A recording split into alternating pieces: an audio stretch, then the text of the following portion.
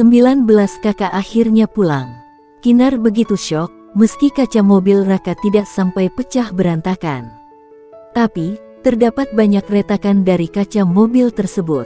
Keadaan tempat parkir kafe elit milik Raka memang sedang sepi saat ini. Raka merupakan pemilik beberapa kafe dan coffee shop yang sedang hits saat ini. Kinar bisa melihat jelas orang yang memecahkan kaca mobil tersebut. Seorang pria yang memakai masker dan topi hitam. Lalu, pria itu bergegas pergi saat Kinar masih gemetar karena syok. Hingga seseorang memanggil namanya berulang kali, dan menyadarkan ingatannya yang sempat kaku untuk sesaat.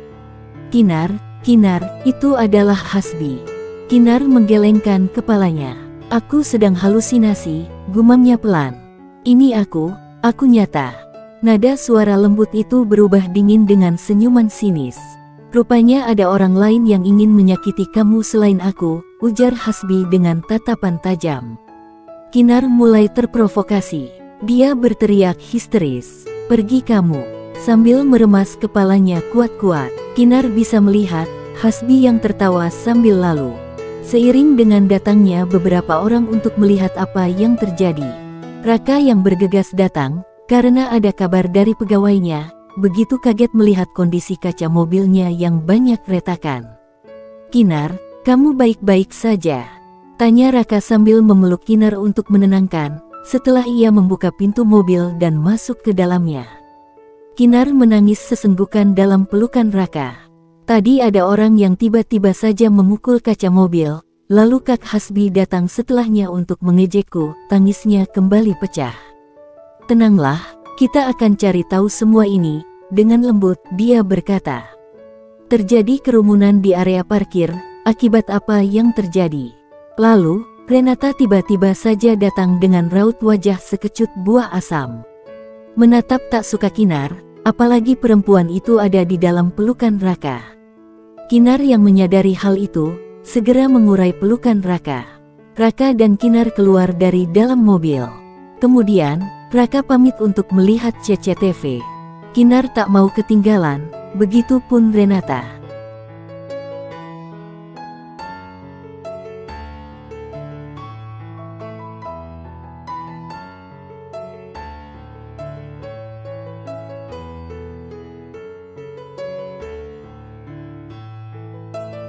Ruang CCTV. Aneh. Siapa yang melakukannya? Raka menggebrak meja, membuat Kinar, Renata dan pekerja Raka yang membantu mengecek CCTV jadi terkejut.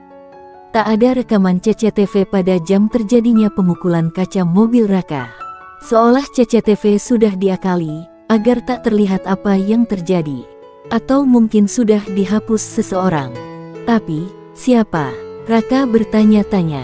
Tenanglah, dengan cemas, Kinar menggenggam tangan Raka. Renata mendelik tajam dengan tak suka. Aku akan lapor polisi, ujar Raka, yang diangguki Kinar. Paling juga, dia halu. Lalu, merusak kaca mobilmu dengan tangannya sendiri, yang dipikirannya ada orang yang merusaknya. Renata sengaja menyulut api di dalam dada Kinar.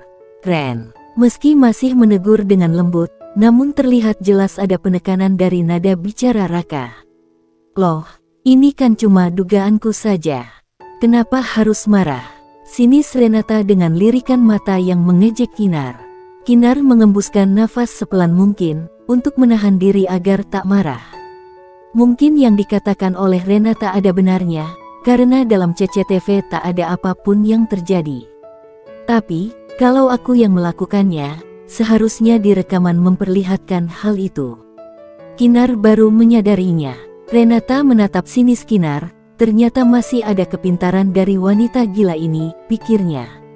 Kamu benar Kinar, sahut Raka. Ini seperti sengaja. Sebuah konspirasi, ada yang meneror kamu. Biar polisi yang membantu kita, lanjut Raka. Kemudian, Raka menghubungi polisi.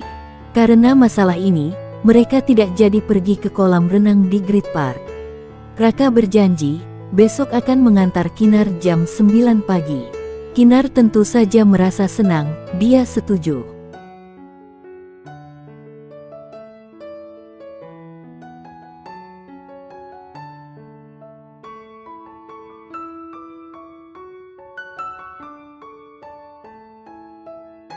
Rumah Kinar. Kinar, kamu baik-baik saja? Suara ibunya terdengar begitu cemas, dengan tangan menangkup kedua pipi anaknya, lalu memeluknya. Saat Kuar dan Raka baru saja sampai teras. Tadi Raka sudah memberitahukan apa yang terjadi lewat sambungan telepon. Aku baik, Bu, jawab Kinar di dalam pelukan ibunya. Ayah mana? Tanya Kinar yang tidak melihat sosok ayahnya. Ayah sedang ada urusan ke rumah nenekmu, jawab ibunya. Nenek kenapa? Tanya Kinar dengan nada cemas. Karena ibu dari ayahnya itu memang sering sakit-sakitan setahun terakhir ini. Tak apa, hanya katanya ingin bertemu dengan ayahmu saja, jawab ibu. Ibu nggak bohong kan? Kinar sepertinya kurang percaya. Ibu tersenyum. Nenek baik-baik saja, kalau sakit ibu pasti ikut dong. Penjelasan ibunya membuat Kinar percaya sekarang. Tuh kan, Raka jadi dianggurin. Dengan terkekeh ibunya Kinar mempersilakan Raka untuk masuk. Raka hanya tertawa, dan pura-pura merajuk. Aku udah kehausan dari tadi, malah nggak ada yang ngasih minum, candanya. Aku dianggap hantu kali, lanjutnya pura-pura marah. Yang sontak ditertawakan Kinar dan ibunya, mereka tahu Raka sedang bercanda. Karena memang seperti itulah mereka. Saat sedang bercanda, terdengar suara deru mesin mobil dari luar. Mereka bertiga pun nongol, ingin melihat siapa yang datang. Saat melihat siapa yang keluar dari dalam mobil itu, sontak saja Kinar berteriak heboh. Kak Xian. Kinar langsung saja berlari menyambut kedatangan pria yang merupakan kakaknya yang tinggal di luar kota. Pria dewasa berparas tampan yang dipanggil Azian itu tertawa kecil melihat adiknya yang berlari ke arahnya. Kak. Kinar langsung melompat, menubruk tubuh kakaknya, yang membuat Azian oleng dan mereka pun terjatuh dengan Kinar yang menindih Azian.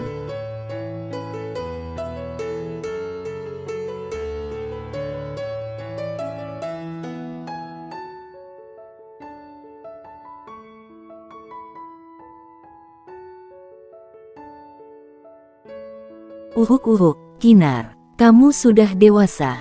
Jangan seperti ini. Suara Azian terdengar tersendat, karena merasa sesak tertindih tubuh montok adiknya. Kinar mengerucutkan bibir sambil bangkit. Kinar, jangan seperti itu nak, terdengar suara ibunya menggerutu. Kinar dan Azian bangkit. Bu, apa kabar? Azian mengecup punggung tangan ibunya, lalu memeluknya. Baik, alhamdulillah. Kamu bagaimana? Tanya ibu. Alhamdulillah, jawab Azian dengan senyuman lebar.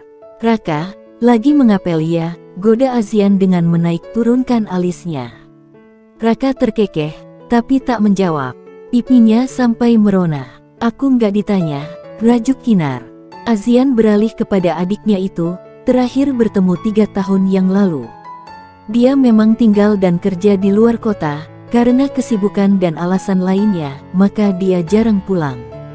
Kamu udah dewasa sekarang, kakak senang melihat kamu baik-baik saja, ujar Azian dengan lembut. Kinar kembali memeluk kakak lelakinya itu. Dia memang sangat merindukan Azian, mereka sangatlah dekat. Sebelum, Azian memutuskan pindah ke luar kota. Katanya sih supaya bisa move on dari sang mantan kekasih, ya dia patah hati saat itu. Azian mengelus punggungnya dengan lembut. Pindah ke sini lagi ya, biar aku ada temannya, lirih Kinar dengan mata mengembun. Iya, jawaban Azian membuat mata Kinar berbinar senang. Janji ya, menatap wajah kakaknya, setelah mengurai pelukan. Azian menepuk kepalanya dengan lembut. Janji, sahutnya. Kakak udah bisa move on? Tanya Kinar. Tentu saja Azian jadi merasa malu mendengar perkataan adiknya itu. Sementara, Raka dan ibunya Kinar terkekeh mendengarnya. Azian menggaruk kepalanya yang jadi gatal.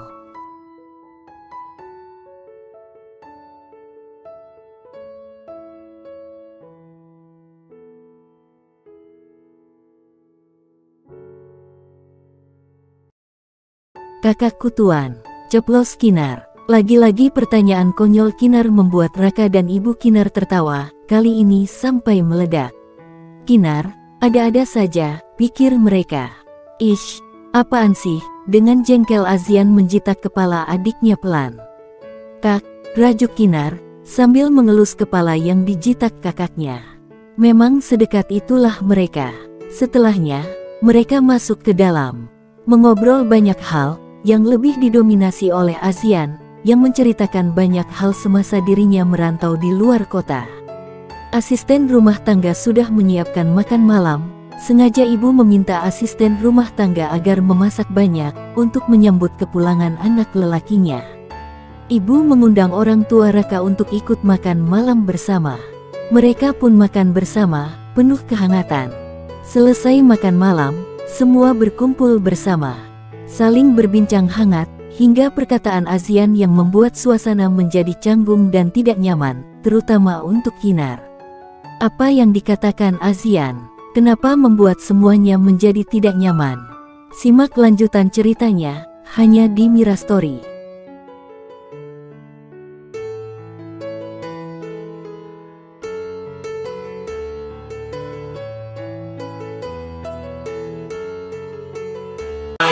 Every day, late at night, not okay. All I want, and I